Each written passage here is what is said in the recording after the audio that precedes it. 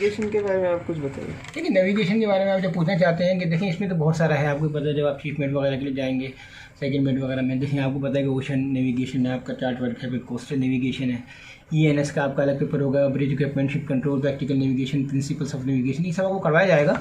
कुछ चीज़ें आपको प्रिंसिपल्स में जैसे कैप्लर्स लॉ वगैरह वो सब करवाया जाएगा। Theory detection and compensation of systematic and random errors आपको करवाए जाएंगे। आप कैमरा ऊपर कर लीजिए, आपका कैमरा जो है ना बहुत नीचे हो जाता है, फिर मूवी गलत आती है, ठीक है ना।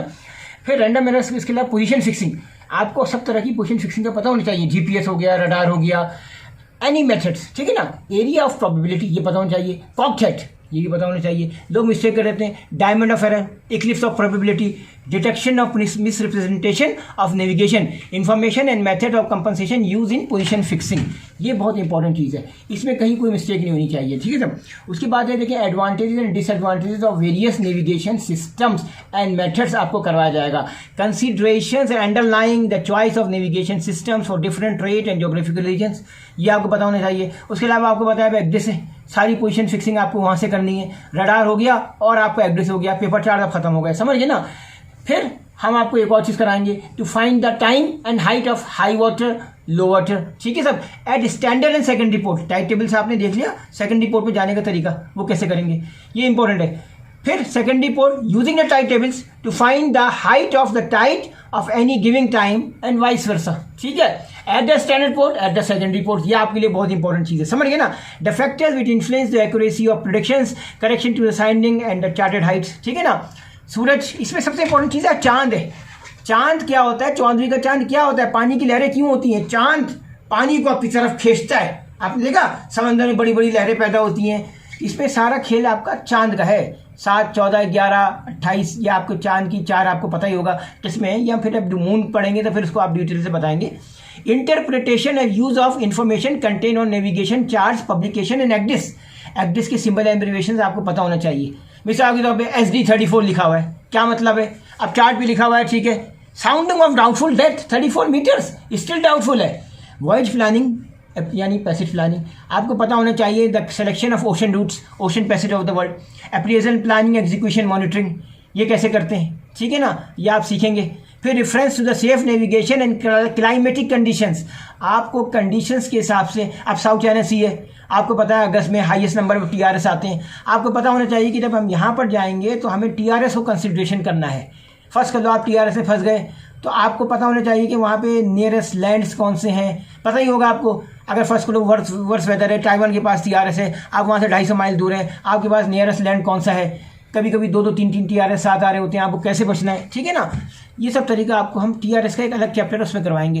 Climatic conditions, shore based weather, routing and self routing, ठीक है। Weather facts mile charts procedure, planning and accuracy of the coastal passage and approaching the coast, approaching and entering the harbour and navigation, ठीक है sir, ये important है। यानी आपको different types की navigations वगैरह है वो पता होना चाहिए। हार्बर नेविगेशन का क्या तरीका है वो पता होना चाहिए, क्योंकि उस वक्त आपको रडार यूज़ करना है, पैसेज प्लानिंग कैसे करनी है, आपको रडार यूज़ करने का सही तरीका आना चाहिए, ठीक है। पायलटेज होगा, उसको आप कैसे यूज़ करेंगे, आप मेरी बात सुने। इन द पायलटेज, थोड़ा अपना कैमरा नीचे करने, बहुत ऊपर लेगा कैमरा, देखिए। इन द पायलटेज वाटर्स विथ या without pilot on board, approaching and passage through traffic separation schemes and adjacent areas. देखिए TSS में अप्रोच करने का अलग तरीका है, TSS और नैरो चैनल्स का, उसका ठीक है अप्रोच है, उसका आपको फिर रूल नंबर 10 आपको पढ़ाएंगे, नैरो चैनल्स के लिए 9 है। देखिए selection of the suitable anchorages थोड़ा सा बताएंगे। Approaching anchorage and entering the narrow waters, landfall in thick and clear water, landfall, अब आप दूर से आ रहे हैं समंदर से, जब आपको लैंड नजर आया, लैंडफॉल पहली जब आपने लैंड देखा, आप समझ गए ना। फिर आपको बताएंगे हम MOB का procedure, search and rescue procedure, the optimum course and speed for 2 ships wishing to RZ for any purpose. First कर लो आप ऑन सीन कमांडर हैं या कोई और बात है, आपको RZ पोजीशन पे कैसे पहुंचना है, किस स्पीड से पहुंचना है, ऑन सीन कमांडर आपको पता है ओवरऑल इंचार्ज होता है, ठीक है ना। Navigation procedure when approaching the offshore installation, offshore installation का भी है, वहाँ पे डॉट्स बने हुए होते हैं और आपको क्लियर रखना है। अब जैसे माइन स्वीपिंग का है 1000 मीटर है, कहीं का आपको दिया होगा चलो भाई यहाँ से हमको 1 माइल दूर रखो, हमारा, ठीक है। तो वहाँ का एक अलग प्रोसीजर है, आपको पूरा प्रॉपर फॉलो करना है। Offshore installation and when working with helicopters या स्मॉल क्राफ्ट, आपके पास जो है लैंडिंग एरिया भी होता है, विंचिंग एरिया भी होता है, ठीक है ना। Navigation in extreme weather condition including the TRS in the vicinity of ice, ठीक है। सब कितने मिनट हो गए आपके? 5 मिनट से। हाँ ठीक है। अब देखें bridge procedure guide at sea harbour wise berthing और एंकरिंग, ये हम आपको बताएंगे। TRS है, अब TRS में ट्रॉपिक रिवॉल्विंग स्टॉर्म्स है, कहीं इसको साइक्लोन बोलते हैं, कहीं आप इसको टाइफून बोलते हैं, कहीं आप इसको हरिकेन, कहीं विली विली, सही है ना। उसके लिए 27 डिग्री सेल्सियस चाहिए, लैंड चाहिए, बहुत सी चीज़ें होती हैं, आप समझिए ना।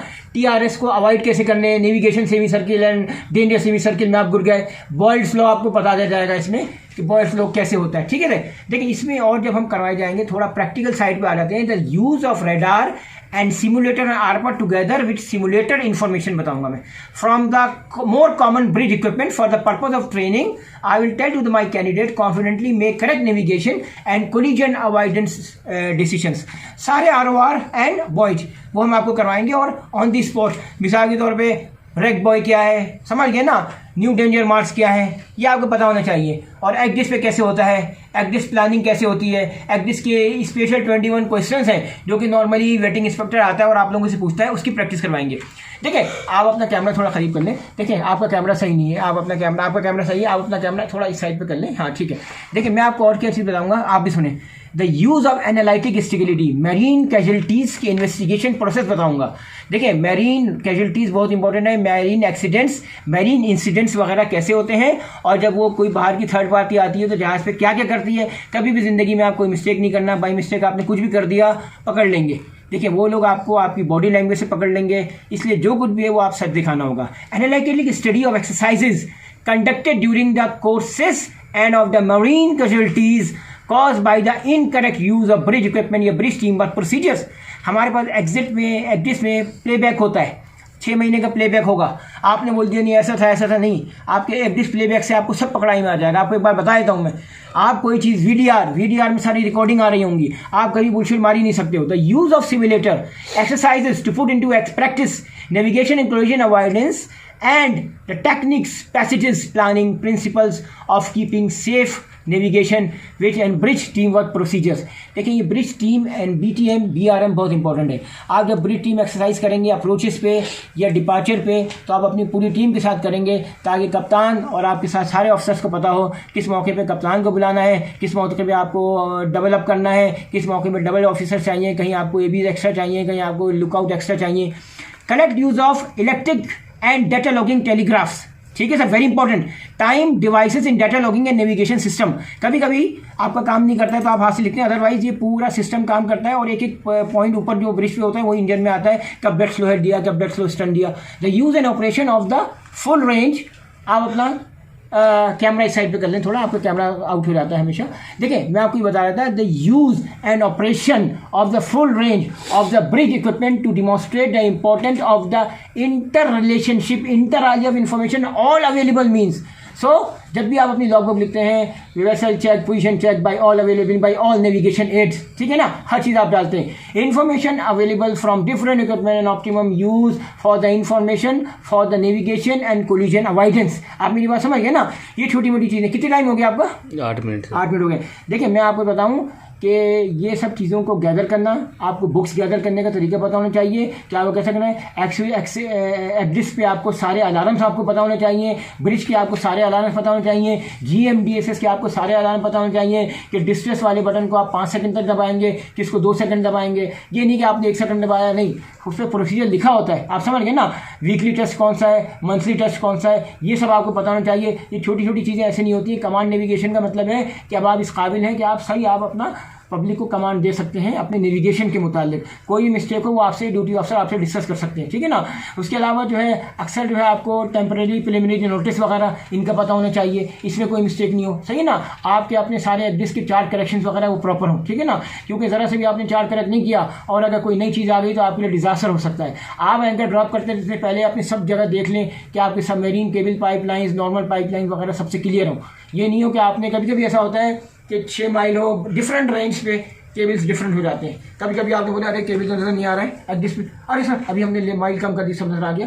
आप जब अपना एंकर पोजीशन या एंकर ड्रॉप करेंगे तो आप सब देखें कि भाई हमारे पास सबमरीन केबल्स हैं या एंकर केबल्स हैं या सॉरी आपके दूसरे केबल्स हैं, सही ना, कोई पाइपलाइंस पे तो हम एंकर ड्रॉप नहीं करते हैं ना। ये सब चीज़ों का आपको ख्याल होना चाहिए, ठीक है ना। उसके अलावा जोन ऑफ कॉन्फिडेंस, कैट्सॉक, ये सब पता होना चाहिए। +4 प्लस है क्या मतलब है, +3 का क्या मतलब है, कहाँ पे आपकी डेप्थ क्लियर है, कहाँ पे डेप्थ कम है, कहाँ पे आपकी डेप्थ डाउटफुल है, ठीक है सब।